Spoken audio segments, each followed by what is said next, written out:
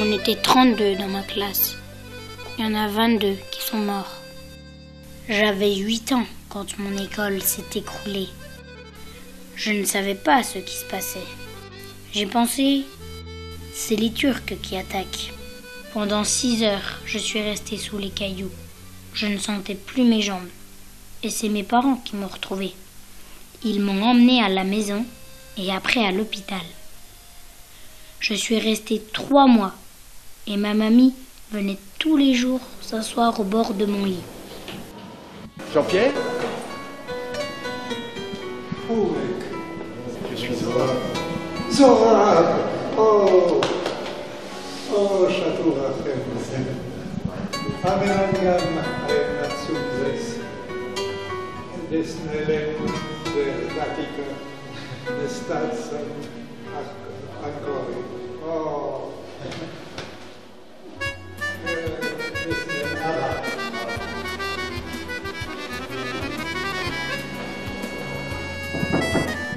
Alors? Regarde qui jamais. Ah!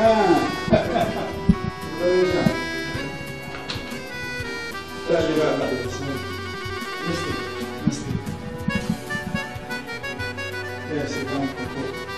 Le premier patient, je m'en souviens très bien parce qu'il nous a causé beaucoup de soucis, était un garçon d'une dizaine d'années nommé Zorab, qui avait été écrasé dans son école dans la région de Gyumri et qui avait eu un écrasement des muscles des cuisses, tel point qu'il avait fallu faire des entailles pour libérer la pression et diminuer l'impact de ses conséquences sur le rein. Vous savez que vous avez eu beaucoup de chance. Je dis que à cause de, on n'avait pas machine, et on a apporté une machine de la Russie, de Moscou, et on a pris décision parce que devait faire un après l'autre et l'autre. Il y avait tellement beaucoup de patients qui avaient besoin de dialyse, les enfants. On a choisi les enfants qui avaient chance de sauver et les enfants qui n'avaient pas chance. Alors, on a mis lui, les médecins de Russie, on a mis lui qu'il n'a pas de chance et on n'a pas fait la dialyse. Après, on a mis lui dans une petite chambre. Mais moi, je me rappellerai toujours de vous parce que c'est vous qui nous avez donné le plus de soucis. Quand vous avez beaucoup saigné, on a dû faire des transfusions et le laboratoire n'avait plus de sang. Alors on a fait un test avec tous les gens qui étaient là et il y a une infirmière qui avait le même sang que vous. Et on a pris son sang, on vous l'a injecté. Et voilà, avec ton exemple, on dit que... Mais oui, Zorab, tu as eu beaucoup de chance. Et cette chance, Semra Plus continue à vouloir la donner à tous les enfants arméniens, et plus particulièrement à ceux issus de familles défavorisées. Aujourd'hui, le centre médical à Rabkir est le plus grand hôpital pédiatrique de l'Arménie. Et avec l'aide de Semra Plus, les travaux d'extension commencés en 2016 pour offrir de nouveaux services et une meilleure qualité des soins sont en voie d'achèvement. Voilà le projet, le dernier projet. Et pour ça, on a pris décision on construit de nouveaux bâtiments où nous avons besoin un peu plus de place. Այսօրվա դրությամբ 300 հիվանդ երեխա ստանում է ստացիոնար բուժում հիվանդանոցում։ Centre médical Arabkir est le centre de référence en pédiatrie pour toute la République d'Arménie. Annuellement, presque 20 000 enfants sont hospitalisés et 80 000 enfants sont soignés en ambulatoire. Pour ce moment, 300 enfants sont hospitalisés à l'hôpital.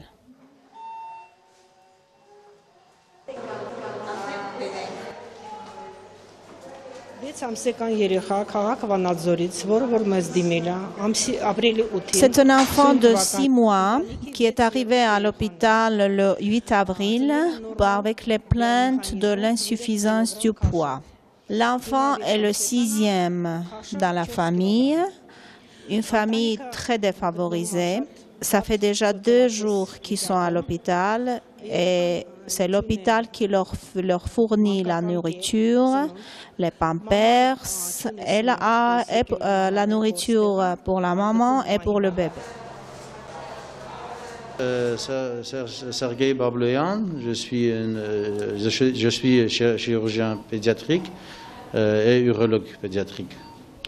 Par jour, je fais 2-3 opérations, mais dans notre clinique, c'est à peu près 10 jusqu'à 12-14 opérations par jour. Et encore, on s'occupe aussi de patients avec des insuffisances rénales chroniques. Aussi, on fait des transplantations rénales dans cette clinique. Et voilà. Cette structure, de près de 250 lits, offre désormais toute la palette des soins pédiatriques et affiche surtout un dynamisme exemplaire tourné vers l'innovation, comme par exemple la délicate chirurgie de l'épilepsie. Էպիլեպսիայով տառապում են մոտավորապես 0,4-ից 1% ամբողջ պոպուլացիայի։ Dans tout le monde, 0,4 jusqu'à 1% de la population souffre d'une épilepsie. L'épilepsie peut être traitée par une chirurgie épileptique. Armand avait les crises épileptiques à cause d'une tumeur cérébrale. Il prenait des médicaments pour épilepsie et la question s'est mise pour faire une chirurgie épileptique. Et comme la tumeur était dans une zone très fragile, le risque était assez élevé, ils ont décidé de faire l'opération avec une consciente active. Pendant toute l'opération, Armand était conscient et moi, je faisais le test, le suivi pendant toute l'opération. C'est aussi pour éviter de toucher les points fonctionnels pendant l'opération. L'opération a duré 8 heures en 2018 au mois de septembre.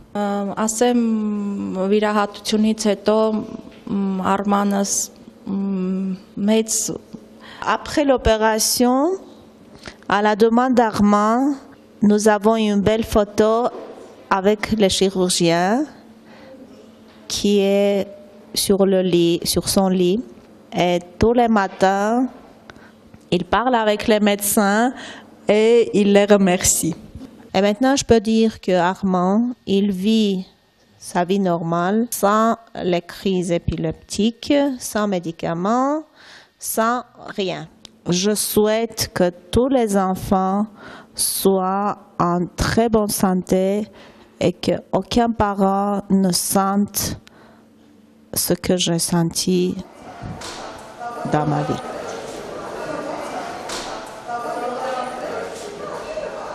Vous avez vu, l'hôpital est doté de tout l'équipement et matériel nécessaire, mais nous savons bien que les ressources de notre pays n'est pas suffisant pour accorder les soins médicaux de qualité pour les enfants des familles favorisées et défavorisées.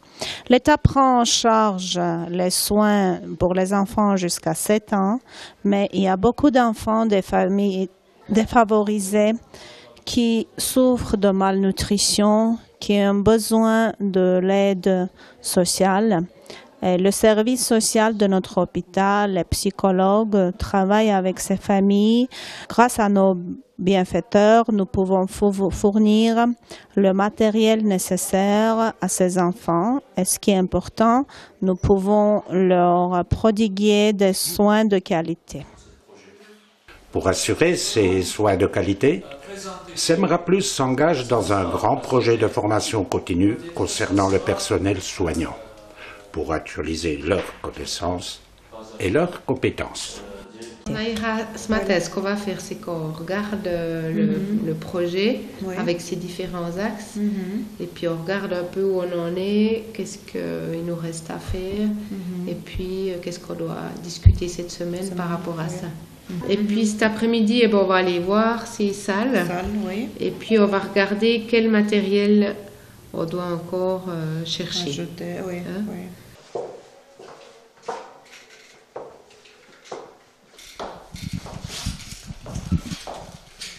Alors, voilà, je suis contente que c'est la première salle qu'on a à disposition pour la formation continue qu'on va mettre sur pied. Et puis, dans cette salle, il y a déjà une partie de l'équipement qui a été aménagée. On a organisé déjà 4 cours. Je pense que c'est un bel endroit pour organiser le cours.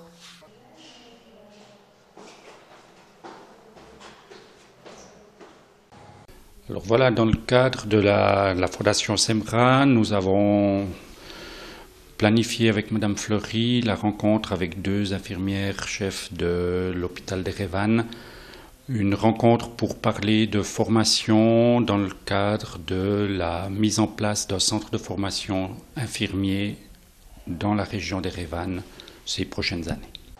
Toujours sous l'impulsion de Semra Plus, on a même pensé à une école. Pour les enfants ayant une longue hospitalisation, des enseignants se déplacent pour assurer une continuité dans leur scolarité. Le printemps est arrivé comme un papillon léger. Il a décoré les fleurs de ravissantes couleurs.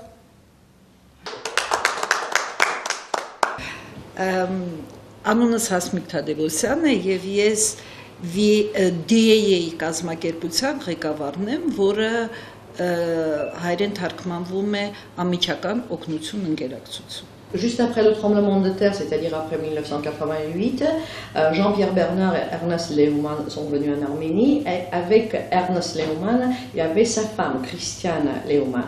Et l'idée de créer, de fonder une école auprès de l'hôpital, c'était l'idée de la femme de Christiane Lehmann. Alors l'objectif de créer cette école, c'est aider les enfants handicapés. Même les parents sont invités à venir participer activement aux séances.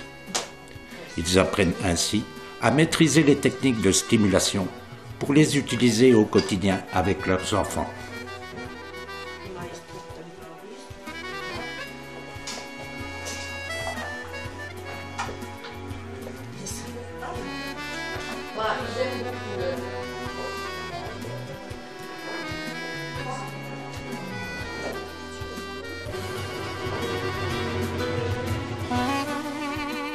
Le centre Arbès est un centre de rééducation. Il accueille surtout les enfants atteints de troubles neurologiques, souvent très lourds. Sensibles aux problèmes d'exclusion rencontrés par les enfants handicapés, la Fondation s'efforce de favoriser leur épanouissement, leur socialisation, mais aussi leur intégration. Surtout, je travaille avec des enfants autistes. À propos de comment il est devenu autonome, au départ c'est sa maman qui l'accompagnait toujours jusqu'à Arbès. À un moment donné, je lui ai dit de ne pas venir à sa maman. Elle s'appelle Siranouche Malchassian Elle est la mère de Sergueï Malkhassian et grâce à Arbès, la famille a pu surmonter ses problèmes. Arbès lui a donné une certaine autonomie. Je m'appelle Christian Kiligi. Sastex firmaï d'Honorem. J'ai un ami, un très bon ami. Il s'appelle Arabab Loyan. Et de tout son esprit, de tout son cœur, il essaie de nous aider. Un jour, il m'a demandé qu'il a un jeune garçon à l'âge de 18 ans et que moi, j'ai décidé de l'aider. Nous l'avons accueilli comme notre enfance. Dès le premier jour, j'ai pris la connaissance avec Sergueï. On est devenus amis. Il maîtrise sur plusieurs machines. Il connaît très bien et il maîtrise aussi plusieurs éléments techniques de cette machine. Oui, ça m'a beaucoup touchée et j'ai pleuré. Cette école maternelle est unique en Arménie et à Yerevan, qui peut accueillir les enfants avec différents degrés de handicap et à différents types de handicap. C'est un projet qui a été développé avec différents partenaires. Et ce qui est important, le projet a un grand soutien auprès du gouvernement d'Arménie par le ministère des Affaires sociales et la mairie de Yerevan.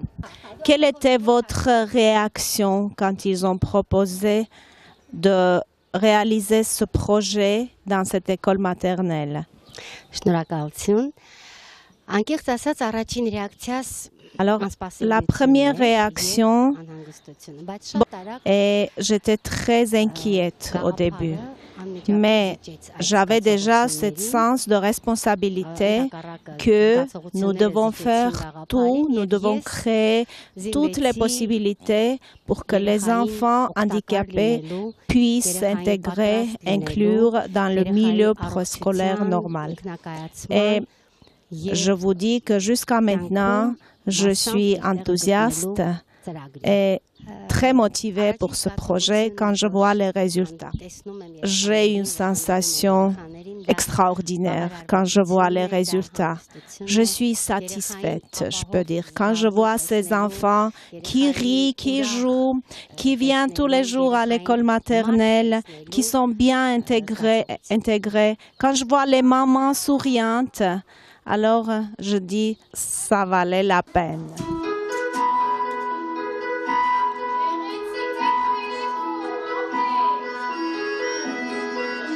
Voici le symbole de cette école maternelle. C'est leur slogan un peu. Ensemble, nous pouvons tout faire.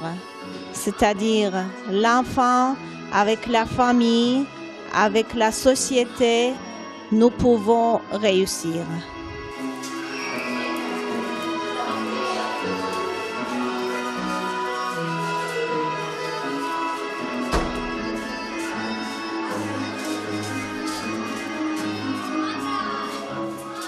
Ce sont des enfants qui étaient dépourvus auparavant de fréquenter les écoles maternelles normales, c'est-à-dire les écoles maternelles publiques. Maintenant, ils ont la possibilité de fréquenter une école maternelle, c'est-à-dire d'être inclus dans le milieu préscolaire normal, de vivre leur enfance avec les enfants de leur âge, c'est-à-dire de vivre pleinement leur enfance, de participer aux cours de gymnastique, à la vie quotidienne de l'école maternelle. Ils sont 8 dans le groupe, entourés des éducatrices spécialisées et des assistantes. À part des groupes, ils ont des soins individuels, c'est-à-dire des cours individuels avec orthophonistes, ergothérapeutes, physiothérapeutes, psychologues et orthophonistes.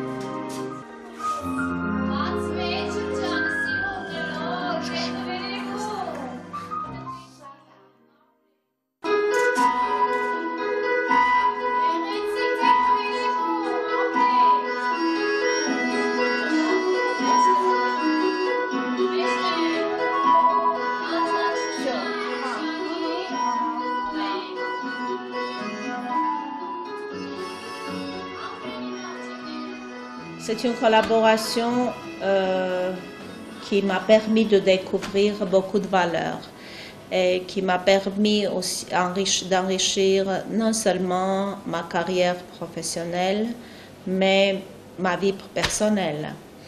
Je veux tout d'abord remercier Jean-Pierre Bernard, notre président, actuellement notre président d'honneur, un homme qui m'a appris beaucoup de choses, un homme dont je suis émerveillée de son humanisme, dévouement, de son engagement et de sa sérénité. Je veux souligner surtout, j'ai trouvé beaucoup d'amis dans le cadre de cette collaboration. Et on peut dire au Jura, en Suisse, on est un peu comme dans la maison.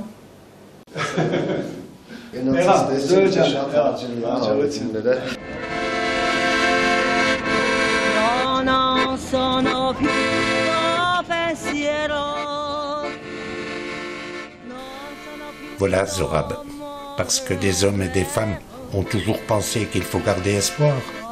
Eh bien aujourd'hui, 30 ans plus tard, ils sont fiers et heureux de ton histoire.